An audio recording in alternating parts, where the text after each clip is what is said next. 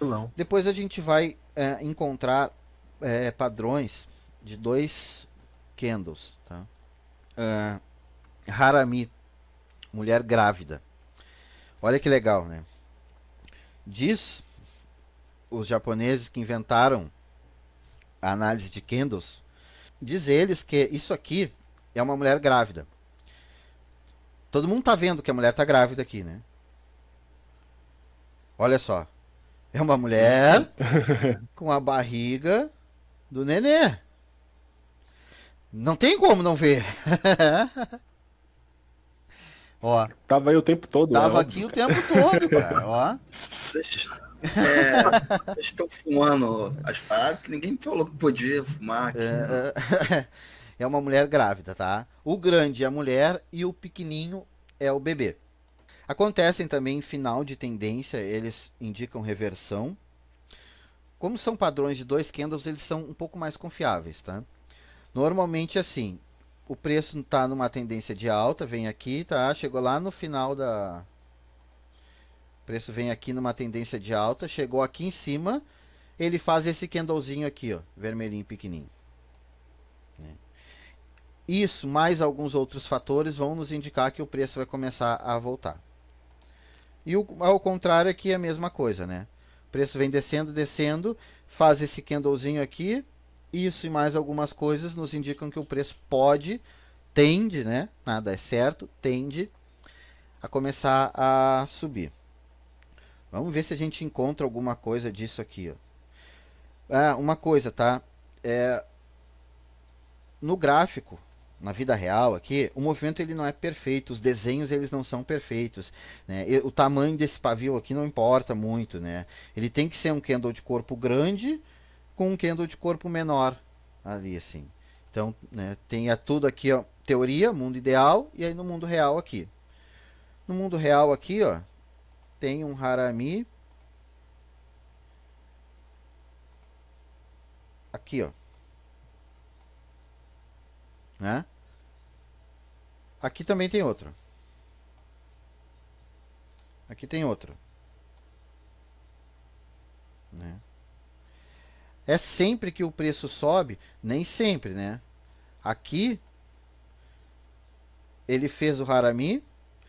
A confirmação de que o preço vai subir é quando no próximo candle ele ganha aqui, né? Ele ganha essa máxima aqui, ó. Então aqui ele ganhou a máxima, mas depois ele caiu, né? Então aqui é uma operação que não teria dado certo. Por exemplo, nesse daqui ele foi lá, ele dançou um pouquinho aqui, mas depois ele subiu, né? Depois do Harami ele subiu, ele confirmou a reversão. Nesse daqui, ó, deixa eu pegar aqui, ó, coisinha. Neste daqui, ó, depois do Harami, ele subiu também. Confirmou a reversão. Descansou um pouco, mas continuou subindo. Não voltou em nenhum momento, né? Deixa eu limpar aqui de novo. Só para exemplificar aqui, Leque. Uma operação simples, baseado num Harami, seria assim, ó. Rompeu aqui essa linha, compra aqui. E onde é que está o stop de proteção? O stop loss que a gente fala. Estaria aqui embaixo, tá?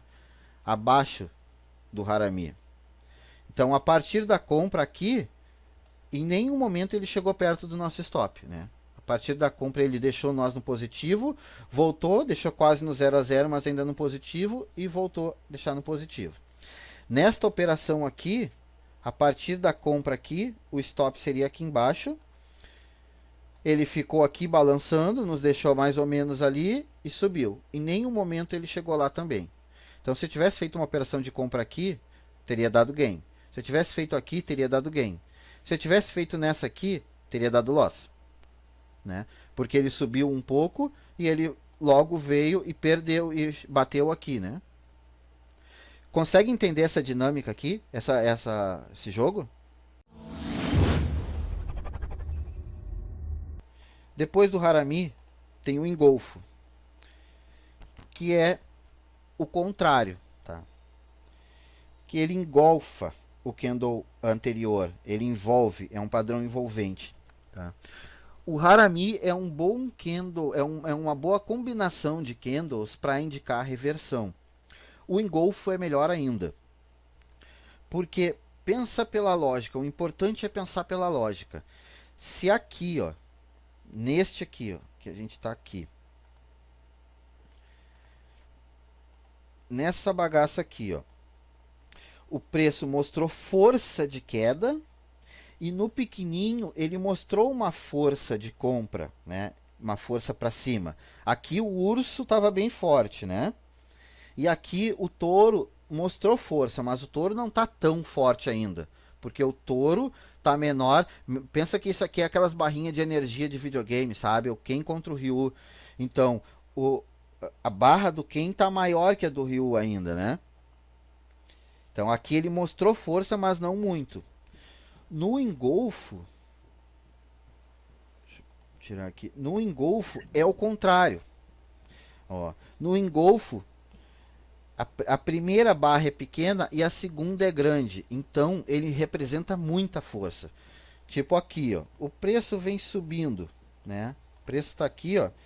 Né? A gente está no gráfico, o preço vem subindo, subindo, subindo, subindo, subindo. Chegou aqui, fez esse candlezinho verde e aí vai lá e pum, faz um candle vermelho que envolve todo ele. Cara, esse aqui é um jabzinho, né? Esse aqui é um jab. E esse aqui é um cruzadaço de direita. Envolveu todo ele. Tá? Então ele representa muito mais força. Essa representação de força que é importante entender, muito mais do que os nomes, do que o tamanho do pavio, do que essas outras coisas, tá? Mas, Tony, Oi. só uma dúvida que eu tenho, só para entender um pouco, ver se me ajuda. No caso do engolfo, vou só mostrar a imagenzinha lá. A gente sabe que, basicamente, por teoria, né, o próximo candle ele abre mais ou menos onde o anterior fecha, né? Há alguma explicação de mercado, no caso, para eu conseguir fazer alguma análise? Se não tiver nada a ver, você fala, não, Felipe, você tá viajando, tá? Usou erva de hobbit demais. Mas caso, vamos supor, tem alguma coisa que eu possa usar de análise para entender o porquê tem, vamos dizer, esse gap entre o fechamento do candle azul para a abertura do candle vermelho, Tá.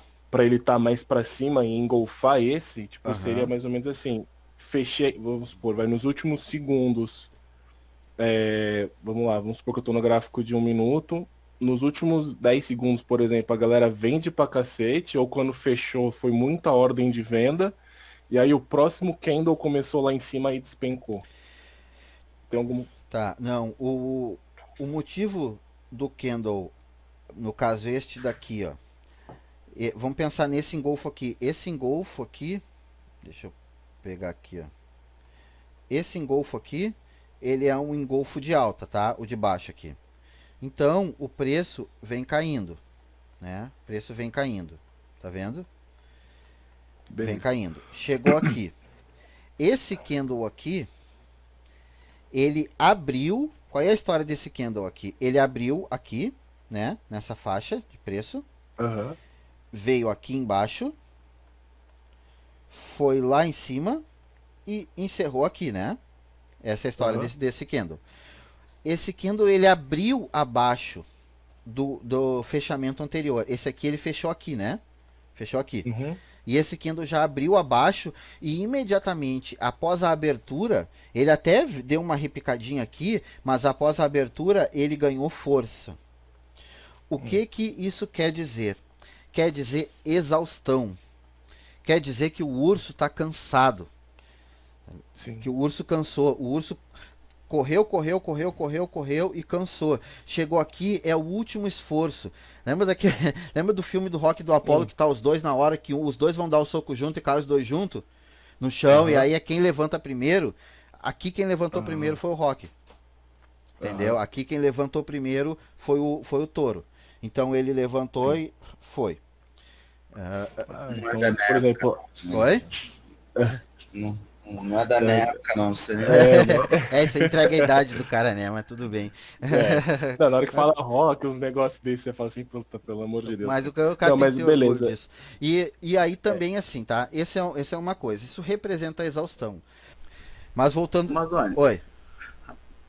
essas três linhas aí representam o quê? Tá. Essas três linhas. Essa linha aqui não é nada, é só uma linha que eu coloquei, tá?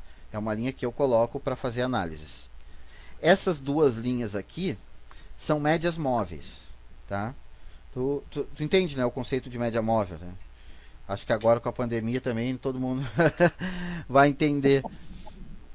Mas isso aqui são duas médias móveis, tá? Sim, beleza. Essas médias, uma é de 72 períodos e a outra é de 21 períodos. Média móvel é um indicador que tu pode configurar de diversas formas com os períodos que tu quiser, enfim. A gente vai chegar nisso. Mas são médias móveis para me ajudar na análise. Voltando ao engolfo, por exemplo, ele não é bem perfeitinho, tá? Dá para ver um engolfo aqui. E aí, às vezes, o engolfo, ele não é, por exemplo, assim, ó, propriamente.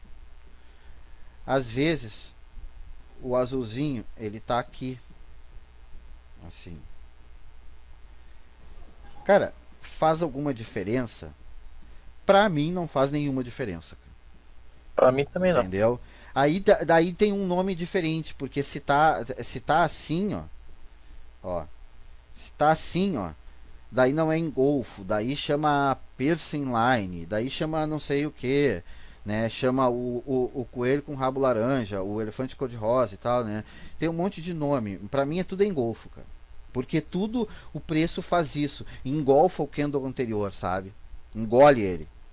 Então pra mim tudo é engolfo. Ah, mas um cabelinho que ficou para trás, isso para mim não faz diferença no dia a dia, na prática, né? Eventualmente vai fazer diferença uma vez a cada 1000 que tu usar, então eu diluo isso, tá? Engolfo isso.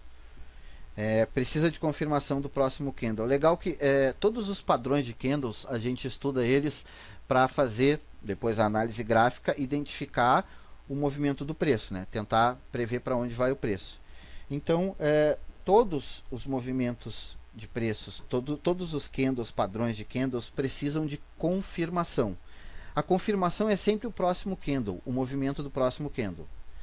De uma forma bem simples, se a gente está no final de uma tendência de alta e a gente espera que o preço vai começar a cair, a gente está procurando sinais no gráfico de que o preço vai começar a cair, e o próximo, os candles, né? Depois de um engolfo, a gente encontra um engolfo lá e tal, e o próximo candle vem descendo, né? Então o movimento do próximo candle é que vai indicar se ele vai ou não, tá? Todo movimento de candle precisa de confirmação, tá? Vamos falar de novo sobre isso depois, mas já para ir pegando. Padrões de 3 candles, tá? Existem vários também padrões de 3 candles. O principal é esse aqui, ó. Um candle forte de compra, um candle de indecisão e um candle forte de venda. E aí a gente vai encontrar eles no gráfico mais próximos assim ou mais afastados. Mais próximos vai chamar estrela da manhã ou estrela da noite. Estrela da manhã quando está lá no fundo, porque vai começar a subir. Então é a estrela da manhã, né? E estrela da noite quando está lá em cima, porque vai começar a cair. E se está afastado, se tem gap entre um ou outro, a gente chama de bebê abandonado. Porque é óbvio, né? Todo mundo está vendo que é um bebê que está abandonado ali sozinho, coitado da criança, né? Tem uma mulher grávida de um lado, deixou o bebê ali, tá? A mãe, o pai e o bebezinho tá atirado, né? Então, padrão de 3 candles, basicamente é esse. Um candle forte, um candle de decisão e um candle forte de reversão, tá? Pode ser estrela da manhã, estrela da noite ou bebê abandonado. Agora, para fechar essa parte dos candles, não vou procurar aqui, né? Depois olhando o gráfico a gente vai achar e aí eu mostro para vocês. Para fechar essa parte dos candles, a gente fazer um break aqui.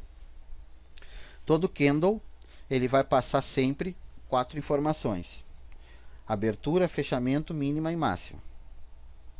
Então todo candle vai te dar essas informações. O candle também, quando a gente olha para ele, para o preço, né, a gente consegue entender o contexto, entendendo que ele é formado pelo comportamento humano, pelo padrão de comportamento das pessoas, a gente consegue entender o contexto de volume e de força, né, daquele movimento, ou de indecisão, né? Então isso que é importante tentar identificar no gráfico. Ganho de força, perda, equilíbrio, reversão, são as coisas que a gente procura, tá? Os pavis, por exemplo. Deixa eu pegar no gráfico um que tenha mais pavio, assim. De 1 minuto deve ter bastante. Um gráfico assim, que começa a ter bastante pavio. Né? Vários paviozinhos para cima, tá vendo? Muitos para cima. Isso tende a me dizer alguma coisa. Tá? Não vamos aprofundar muito nisso, porque senão a gente vai longe mesmo. Mas tende a me dizer que o preço ele está indo e está voltando. Ele está indo e está voltando. Ou seja, o touro está indo, mas o urso está forte. O touro está indo, mas o urso está forte. O touro está indo, mas o urso está forte.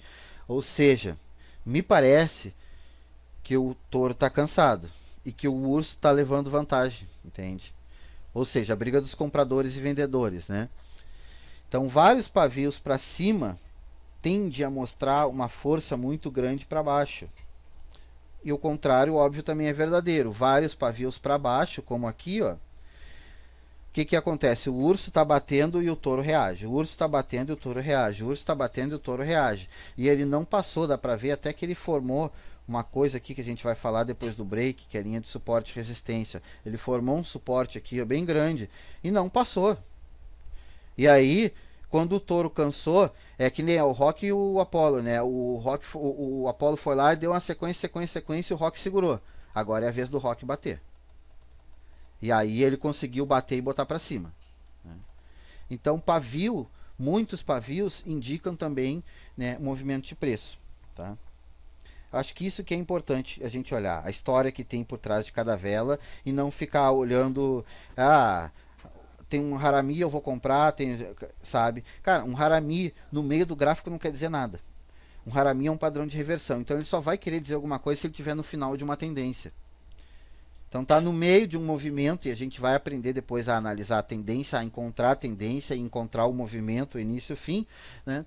Então no meio de uma tendência não quer dizer nada. Um doji no meio de uma tendência não quer dizer nada. Ele tem que estar bem posicionado no gráfico. Ô, mas olha, tem uma estimativa sobre quantos... essa pergunta que eu vou fazer é porque está falando lance de movimentação. Tem uma estimativa sobre qual a quantidade de pessoas que movimenta a Bolsa de Valores? Pessoas como eu, você, enfim, Hoje nós temos na valores no Brasil hoje nós temos na bolsa mais de 3 milhões e meio. Eu não sei o número atual, mas eu acho que está beirando já os 4 milhões. No último mês agora, na virada do mês, nós estávamos em 3.600, se eu não me engano. Então, é aquilo que eu te falei ontem, né? Em 2016 para 17, quando eu comecei isso, nós tínhamos 500 mil pessoas na bolsa. Nós tínhamos mais presidiários do que CPFs na bolsa de valores. E a gente está aqui em 2020 com quase 4 milhões. Por conta, claro, de queda da taxa de juros, de tudo isso, né? Então, o momento é bem propício assim para isso, né? É um boom que tá acontecendo, né? Claro que tem 3 milhões e 600 cadastrados, nem todos operam, nem todos são ativos, né? Eu considero, Leque, que considero que o principal volume de negociação ainda é feito por instituições, sabe? E isso, para nós, não é muito legal. O legal é que seja o mais pulverizado possível, né? Quanto mais pessoas operando, mais confiável é o padrão de comportamento das pessoas, né? Tá? E a última coisa é dos time frames. Quanto maior o tempo do gráfico que tu está olhando, mais confiável ele é. Tá? Se tu está olhando o gráfico de 15 minutos, o nível de confiabilidade dele nem se compara, o nível de padrão de comportamento, né, nem se compara com o gráfico diário ou o gráfico semanal. Claro, porque o padrão de comportamento de 15 minutos ele é muito suscetível a erro, a impulso, a uma notícia, sabe, a uma euforia, a um êxtase do que um padrão de comportamento diário ou semanal. Tá? Vamos fazer um breakzinho, né? Depois a gente vem para uma outra partezinha aqui também. O que a gente tem? Tá bem perto do final. Já estamos a 10%, tá bom?